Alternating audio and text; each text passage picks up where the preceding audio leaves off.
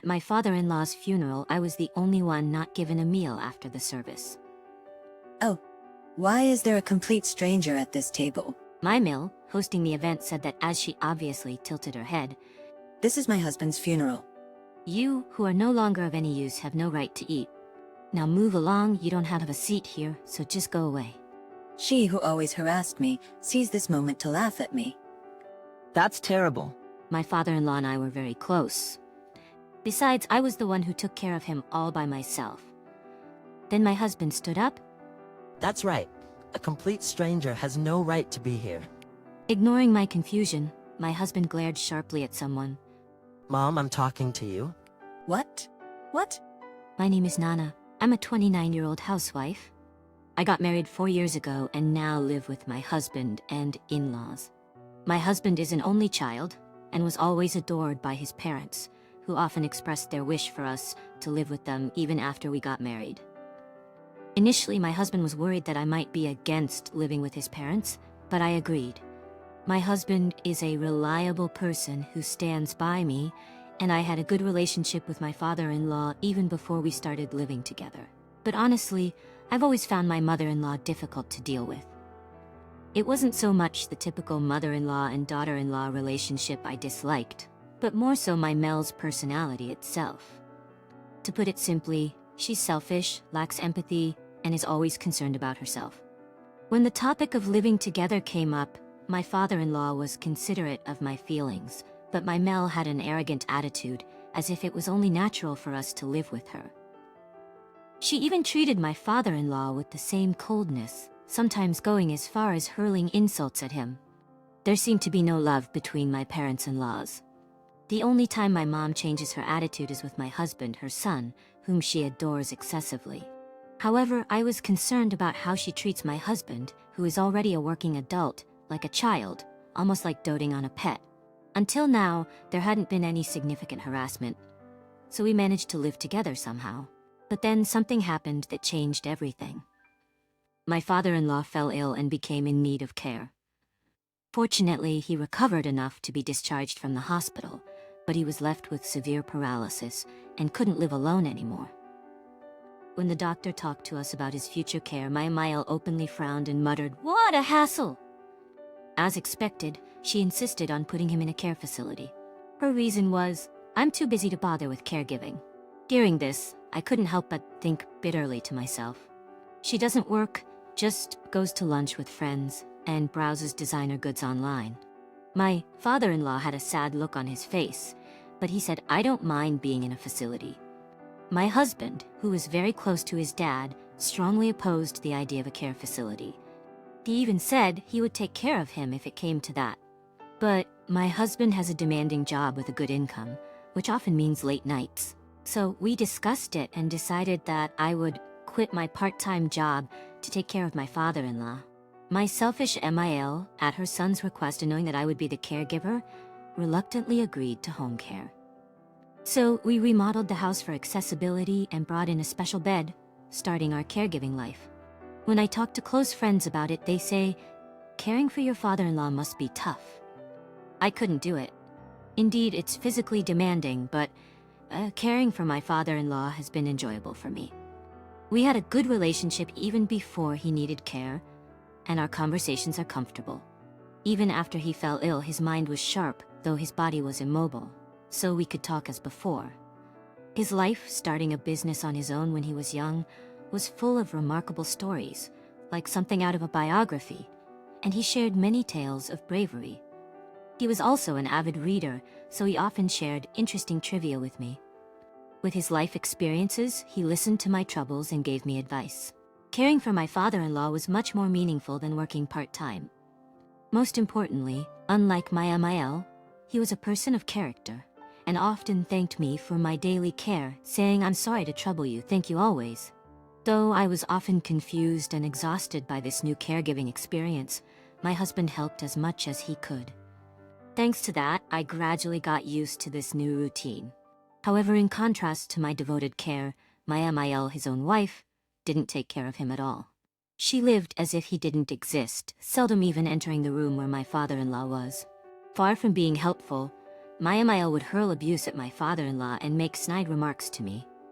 Do as you please with the caregiving, but please refrain from talking. It's noisy. All I could do was look down and apologize. Once, when I accidentally dropped a bag containing waste in front of her, it caused a huge commotion. How disgusting. Dirty. How can you handle someone else's waste? Don't you dare touch anything in the house with those hands.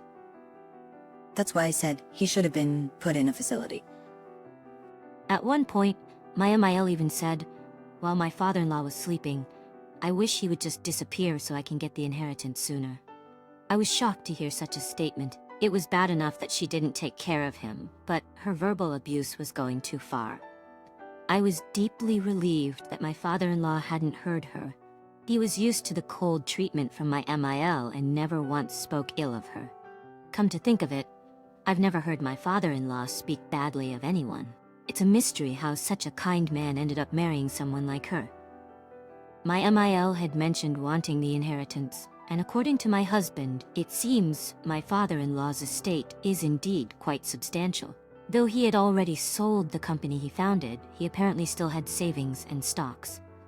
The thought of my MIL getting her hands on the wealth my father-in-law worked hard to build made me sad. As days passed, the snide remarks from my MIL towards me increased, eventually turning into outright harassment. One day, when I went to the dining table for dinner, there was no meal set for me. While her place and the spot for my husband, who would soon be home, were properly set, there wasn't even a bowl at my place. Where is my portion? When I asked my MEL, she said something unexpected. You should eat the same care meals as your father-in-law. That suits you. Her spiteful look and condescending tone made me clench my teeth in frustration. Overwhelmed by the indignity, I decided to prepare my own meals while caring for my father-in-law from the next day. My husband noticed the situation and confronted my MIL, but she refused to listen. Unapologetically, she continued to badmouth me to my husband, justifying her actions. My husband's attempts to talk probably felt to her like a pet barking. He, too, was almost giving up on changing my MIL's behavior. The harassment continued. Once I had no choice but to ask my MIL to care for my father-in-law for a day. I had a friend's wedding to attend. This friend, with whom I've had a close relationship for over 20 years, was like a best friend to me, and I had been looking forward to the wedding since hearing the news. Plus, being immersed in caregiving, I was excited about the chance to go out and enjoy a festive occasion. As I expected, my MIL flatly refused to take care of my husband for even just one day. No matter how much I explained the situation and begged with my head bowed, she just shook her head. I really need to attend. I've been asked to give a speech on behalf of the friends. I don't care about that. You expect me to take over caregiving just because it suits you? How selfish can you be? It's appalling. Who's the selfish one here? It's her own husband she's refusing to care for. Though I argued in my mind, voicing it would only worsen the situation. I had no choice but to do it. I had no choice but to reluctantly back down. I suggested hiring a visiting caregiver, but she refused, saying she didn't want strangers in the house. I realized that asking my MIL for anything was futile. Unable to give up on attending the wedding, I consulted with my husband. I can leave work a bit early that day and take over. After all, we're doing home care because of my request. Thank you. That really helps. But I need to leave the house by 10 a.m. That's tricky. I have an important meeting in the morning. It might be just Mom alone for about 3 hours. I've been feeling unwell frequently lately, so I'm worried. While I was pondering, my father-in-law surprisingly said to me the next day, Go to the wedding. I'll be fine alone for a little while. He showed a thin smile on his emaciated face. He had overheard my conversations with my MIL and husband from his room. If something really serious happens, my wife will surely take action. Saying this, he slightly lifted his left hand, the only one he could move a little, and showed me the home nurse call button. A mix of gratitude and guilt swirled inside me. After a moment of thought, I expressed my thanks and decided to attend. Thank you, father-in-law. I'll stay at home as long as possible, before the time.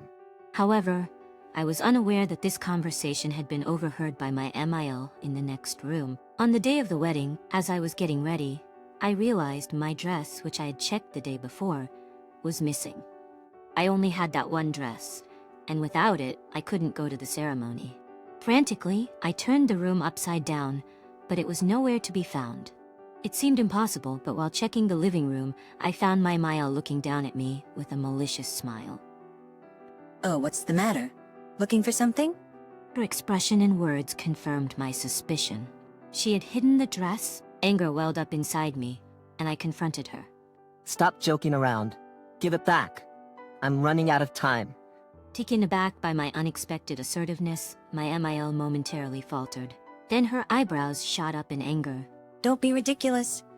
Blaming others for your lost things? You're the worst daughter-in-law. You were trying to push his care onto me, weren't you? Her words made me realize she had overheard my conversation with my father-in-law. As this absurd drama unfolded, the time for the ceremony was drawing near. When I pay attention to the clock, my Mael then said something even more outrageous. I'm going out to lunch with my friends, so take care of the house, will you? And with that, she left the house. I stood there stunned. She had said she had no plans for today when I asked earlier. She must have made plans just to avoid even a short time of caregiving. I collapsed to my knees, overwhelmed with frustration and sadness, tears streaming down my face. Even if I was going to buy a dress now, there wouldn't be enough time.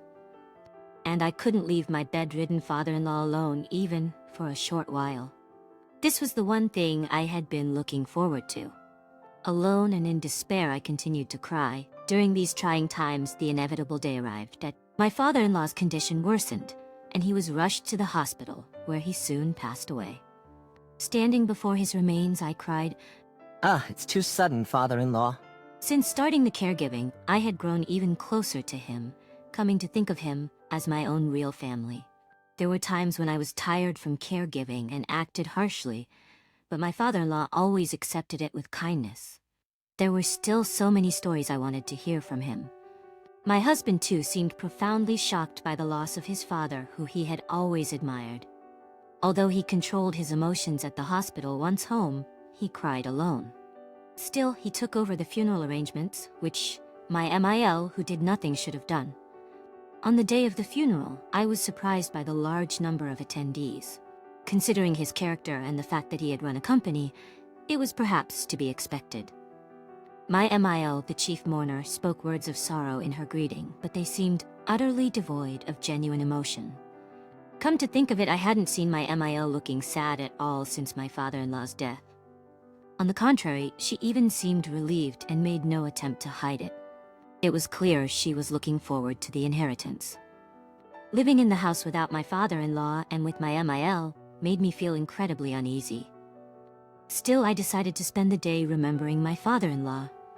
The funeral proceeded smoothly, and after the cremation, we were led to a room for the post-funeral meal. My husband and I moved to the family seating area. Then I witnessed a shocking scene. There was no post-funeral meal set for me at my seat. The empty space on the table, where only my portion was missing, conveyed a strong message. Based on my past experiences, I instantly understood the situation and glared at my Mael, who was already seated. What does this mean, mother-in-law? Without any attempt to hide her intentions, she blatantly stated.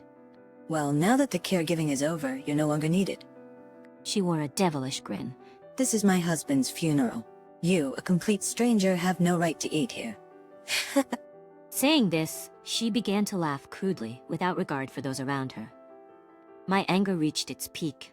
At that moment, my husband stood up forcefully and looked down at his mother, declaring, "From now on, you are a stranger to me too." It's no joke. I intended to cut ties as mother and son after today. Goodbye. She gasped in shock. Was frozen in surprise. What kind of joke is this? It's no joke. I intended to cut ties as mother and son after today. Goodbye. She widened her eyes, speechless. She seemed unable to comprehend the situation. After a moment of being stunned, it seemed she finally realized my husband was serious, and she began to panic.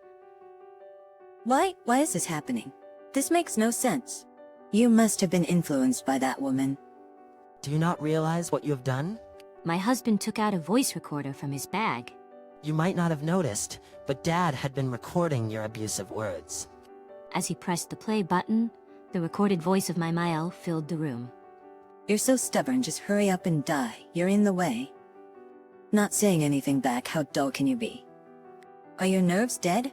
I can't wait to get my hands on your wealth, laughs. One after another, terrible words came out. My Mamail's face turned pale as she listened to her own voice. Also, Mom, or rather, you won't be getting much of the inheritance you were looking forward to, unfortunately. What do you mean? Why? She stood up, increasingly agitated. In fact, my father-in-law had asked my husband before he passed away to make sure that most of the inheritance did not go to my Miel. A formal will had already been prepared with a lawyer. It was difficult to completely eliminate the spouse's inheritance, so the amount my MIL would receive was minimized to the legal minimum. On the other hand, as a token of gratitude, my father-in-law left a substantial inheritance to us, his son and daughter-in-law. The voice recorder was also my father-in-law's idea, given to him by my husband. I had a vague idea about it, but chose not to probe further. My husband then pulled out documents and presented them to my Mael. I never intended to reveal this in such a setting, but I've reached my limit. My Mael slumped, her face still ashen. Not only was she disowned by her son, but she also couldn't inherit the amount she had anticipated. Though it was a result of her own doing, it must have been a considerable shock. My Mael, in a daze, wandered out of the venue. Afterward, my husband, acting as the chief mourner, rearranged the post-funeral meal, and somehow the funeral concluded successfully. The next day, after finalizing the inheritance procedures, the lawyer handed us an envelope. On the back was my father-in-law's name. I was asked to pass it on to you guys once the formalities concerning the estate were satisfactorily completed, said the lawyer. Inside the envelope was a letter of gratitude from my father-in-law. It appeared to have been transcribed by the lawyer, but the kind words written were unmistakably his. Since he passed away suddenly, I never imagined receiving his words of thanks in this way.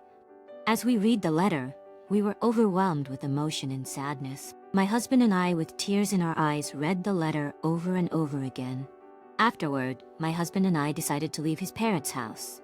With the money my father-in-law left us, we planned to build a modest yet lovely home. We're expecting a child next year. It's a pity that we couldn't show our child to my father-in-law, but we planned to raise them to be someone he would be proud of. Thanks to my husband and father-in-law, I got a happy life. As for my MIL, abandoned by her son, she apparently squandered the small inheritance she received due to her usual spending habits. Having always been supported by my father-in-law, she's unable to work and now seems to be living in poverty alone. Inspired by my father-in-law's character, and also learning from my Amil's example as a cautionary tale, my husband and I vow to always care for each other, no matter our age.